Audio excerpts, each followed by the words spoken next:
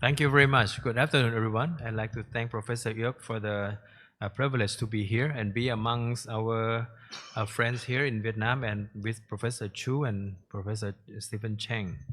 I just, after the last case, this one will be a quite simple case, but I want to share my problem of the endovascular case, and I hope that you won't repeat the mistake that we did in this case. So this is a gentleman, 78-year-old, came in with severe abdominal pain, and his initial blood pressure was 90/60, and severe pain.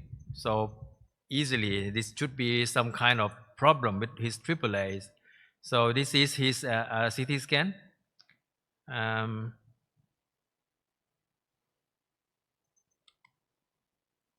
Speed up a little bit. Oh, too fast. Oh, here. You can see some hematoma here.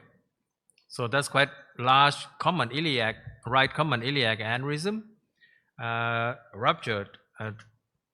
So this is the anatomy. Large common iliac aneurysm, ruptured in the proximal part of common iliac aneurysm, came in ruptured, but the proximal aorta looks quite okay. We thought at the time it was okay, not that a big problem. And we look at the anatomy, should be fit.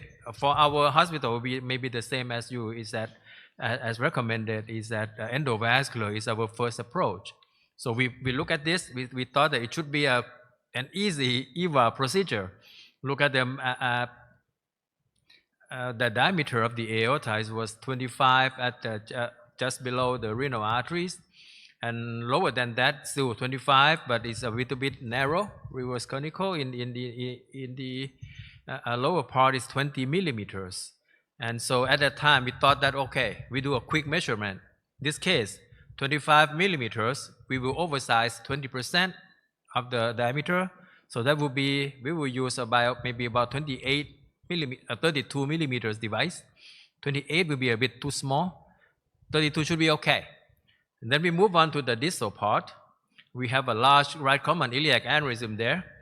Actually, the internal iliac artery is also quite large there. So we thought that we would sacrifice this one, and then we will bring the device down to the right external iliac artery. And then when we look at this, the right external iliac artery was 11. So on the right side, we thought that we will embolize the right internal iliac artery. We'll bring the device down to the right external iliac, use 13 millimeters device. The left side actually is not that healthy either, but we don't want to sacrifice both internal iliac arteries at the same time. So we think that we may try to land it somewhere here to preserve the left internal iliac artery, even though it looks huge, not normal. But we look at that, common iliac is about 20. So we thought we have 22 millimeters, even though it's disease, it's aneurysm, all right? So we thought if we put 24 device, should be okay. So at the time we thought that we put 32 up there, 13 on the right external, 24 on the left common iliac. So and thought that it would be straightforward procedure. So that was we planned. So we plugged that right internal iliac artery, deployed the stent graft. We used endurance stent graft 32 by 16, 145 millimeters long. Deployed it, cannulate the left limb. It went quite smoothly. Connect everything, and then the balloon. Every connection that we have to do. And this is a final angiogram. And sorry, the image is not that clear, but looks fine. So we're happy with that. So we follow the patient. The patient was recovered quite well. Only a few days he could be discharged, and so we had him back at 1 month, do the post-op CT. So this is the post-op CT.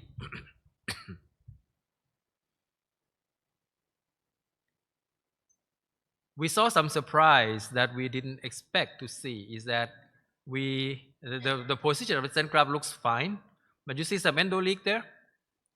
Let me repeat that again. Okay. There's some endoleak there. And we thought that either, we think it's type 1A endoleak because of the, the endoleak is here. But this is the first time, this is the endoleak, the first case that we can document. There's also distal endoleak at the left common iliac artery. So this is not surprise. The proximal one was a surprise because the neck was very long. So we know that we have two problems here, proximal and the distal. The distal one, we thought that it would be easy. We just bring it down to the left external iliac. But the proximal endoleak, that was a surprise that I would like to share with you. That's 6 millimeters below left renal artery. That 10 millimeters below. That 14 millimeters below. It's enfolding. Beautiful enfolding that I have. The first case I see beautiful enfolding. In the past I thought enfolding is just mostly a mess. We think about it, we don't really see it enfold. I saw a few enfolding from the previous device, like the stiffer, like Anurex, the enfolding, but not with the Endurance. So we look at that, you can see that this is spectacular enfold. Why is that? Because we think we oversized only 20%, 25, we use 32, a little bit large. So we look back at the measurement again. At the proximal part is 25, 32 millimeters, that 28% oversized. The 28% oversized. But the narrowing part, that 20 millimeters, because it's conical shape. At the 20 millimeters level, the oversize was 60%. And that was the cause of enfolding. So that's the first lesson that we learned, that when we look at these cases, most of the time we just look at the proximal part. It's 28, we put 32, fine. 25, put 32, fine, no problem. But over here is 60% oversized. So if we look back, we may choose smaller device, I guess. We may not, because the neck actually is quite long. So we can argue that 28 may be a little bit too small, but with the long neck, should be okay. But that happened.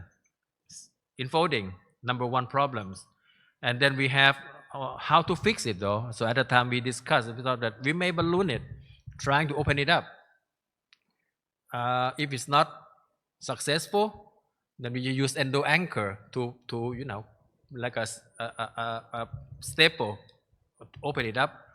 Or if it's not, then we use a short stent graft to bang it open, a balloon expandable stent graft, and the B graft that we have in Thailand.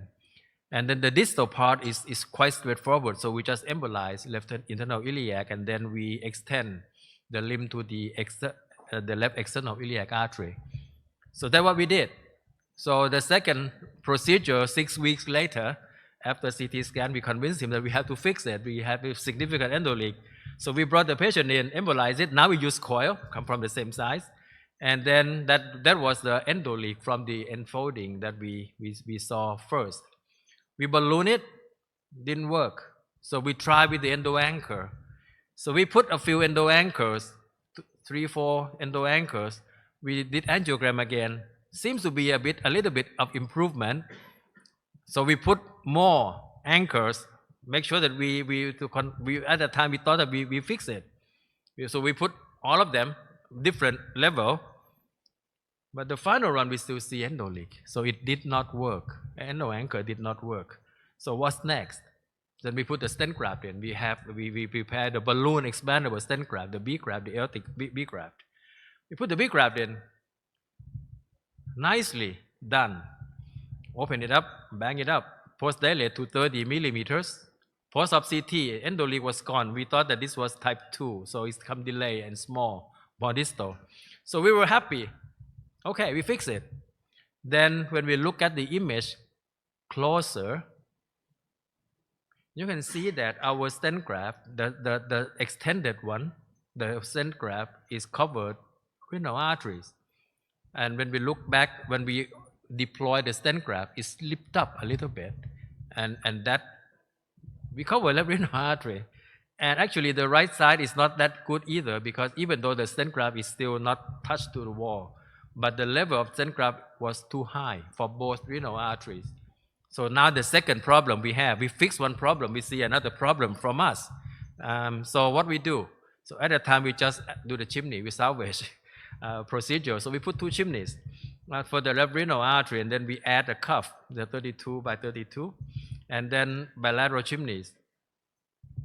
Fix it. So we were happy, and that was bad enough for us.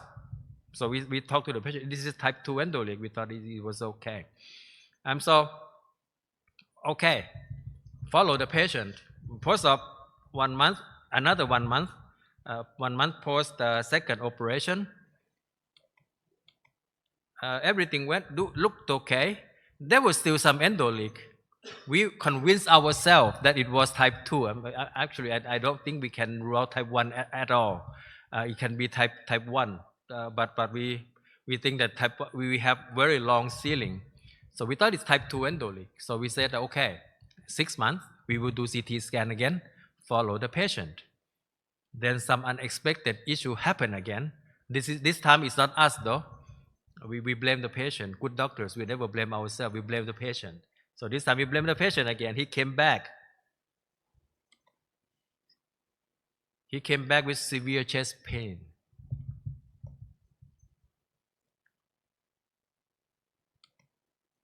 And he had exactly the same thing Dr. Sun just mentioned, a type A dissection happened in this case. And the interesting thing though, it cannot be seen clearly in this scan, but the dissection went all the way down to the abdominal part and pushed our chimney almost out from the kidney, and it stopped there. Actually, it stopped there. So endo-anchor at least stopped that dissection going down, I guess. And so that's I think that will show the same thing, that the dissection went all the way down and it pushed the stent graft forward, and below that it looks pretty much the same as before, but there was endoleak down there.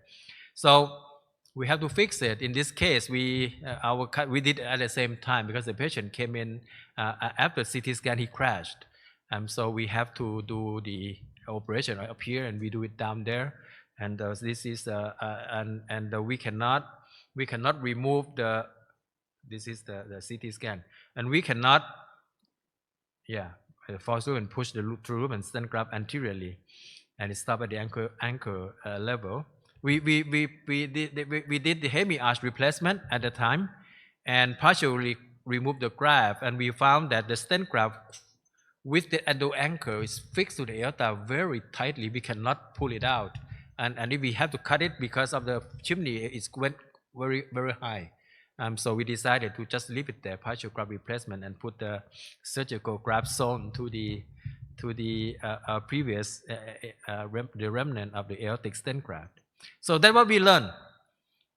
In this case, we learned a few lessons. Number one is that we in the past, we are not concerned about oversizing that much. I thought that oversizing 20, 30, 40, 50%, okay, if we have to, but normally we don't do 50% oversizing. But if it's conical shape, let's be like this, reverse conical shape. When we chose the device with the proximal part, be careful with the narrowing part. And if it's approach 50, I think it's over 40, 50%, be careful. But normally, if it's straightforward neck, we don't do 40, 50% oversize anymore. But anyway, but we be careful with the conical shape. And then when we have infolding, there will be some techniques that we can use to help us get out of that problem with infolding. We haven't seen the true infolding issue. This was the first case that we see really infold. So I would like to share with you that it can happen, and it did happen. And as Murphy's law mentioned, if it happened to somebody else, it may happen to us too. Anything can go wrong. It will happen to us too. And those are, I would like to share, maybe have some suggestion from our experts here and the floor. Thank you very much for your attention.